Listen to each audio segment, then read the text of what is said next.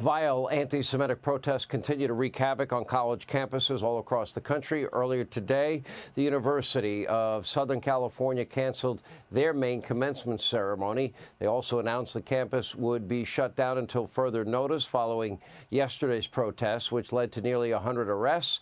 Anyway, here with reaction to that and much more, he is the host of Life, Liberty, and Levin. He has his own syndicated radio show. I call him the Great One, Mark Levin. You know, I'm sitting here with three great topics. I want your thoughts on Biden surrendering in the war on terror, stabbing Israel in the back. I want your take on the oral arguments on immunity in the Supreme Court today and this insane trial in New York. I only have 6 minutes. Go ahead. Well, it might take be it tough. from here. I'll do my best. Let's start with the Hitler Youth on our college and university campuses.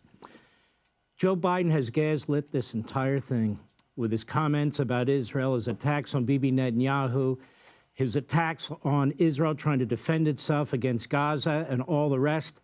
Joe Biden is responsible for much of the hate, and that's why he doesn't stand up like a man, like a statesman, and put it down and say it in unequivocal terms.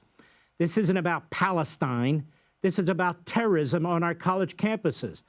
Joe Biden has been on the wrong side, whether it was race and bigotry when he walked into the Senate, and now it's anti-Semitism. He's the anti-Semite president. That's what he is.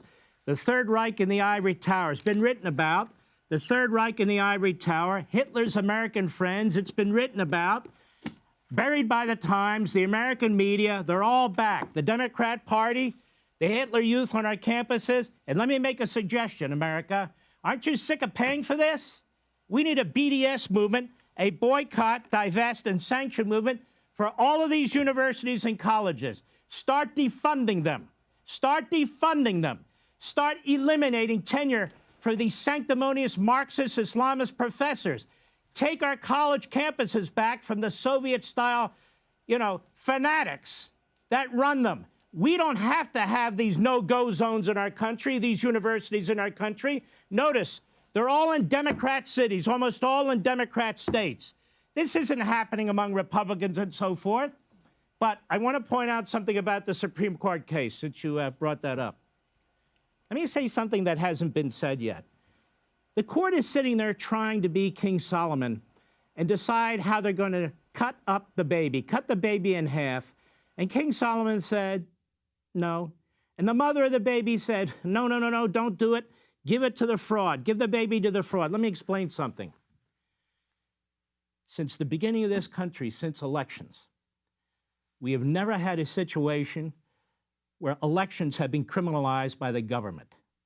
They talk about fake electors. In 1876, 3 Republican states had a second set of electors. They're not fake electors. They're electors that are set. Congress makes the final decision. There's nothing criminal. There's nothing obstructive about it. A president or a candidate calling a Speaker of the House, calling a Board of Elections official, calling a governor, so what? Big deal. They're allowed to do that. That's not obstruction. That's not a crime either. Or trying to get a legislature to bring their laws back to what they were before the Democrats were in there litigating, that's not a crime either. But you know what? They keep talking about overturning election. An election is decided by the United States Congress that meets in joint session to count the Electoral College votes. Ask Jamie the Red Raskin, who jumps up every time and objected to 2 times George W. Bush being elected president. Ask them when they jumped up in 2016, said, don't count the electors. Donald Trump's not the real president. These challenges happen all the time. And yes, even when John Eastman said to Vice President Pence, we recommend that you don't do this, that you do that, that's not a crime either. In 1876, that's exactly what happened. How come Rutherford B. Hayes wasn't charged? How come the electors in Florida and Louisiana weren't charged? How come all of a sudden, this entire electoral process is criminalized, where today we don't know what's even legal anymore? You can't have a slate of electors. We used to do that. You can't call a Board of Elections official. We used to do that. You can't lobby a governor. You can't lobby Congress. The Democrats have done this all the time. Let me just say this, Supreme Court, you made a big mistake. And all the legal analysts, too. They're sitting there. What's an official act? What's a private act? No, no, no, no. You're not Solomon. This should not be criminalized. We have an electoral system, a political system. We have states. We have a Congress. They should sort the things out, not you. That's why you can't figure out what to do. This immunity stuff, you were dragged into Jack Smith's world. When you were dragged in it before, you ruled 8-0 against him. When it involved Bob McDonnell in Virginia, he's twisted the Constitution. He's criminalized the election. He's using the 1871 Klan Act, for God's sakes. He's using the Enron Act, which you're now looking at and seeing if that's constitutional, and a Federal Contractor Act. He looked for anything he could to go after Donald Trump. He has weaponized this process. You do not criminalize the political process. You do not criminalize the electoral process. And now you have Democrat district attorneys running loose doing the same thing.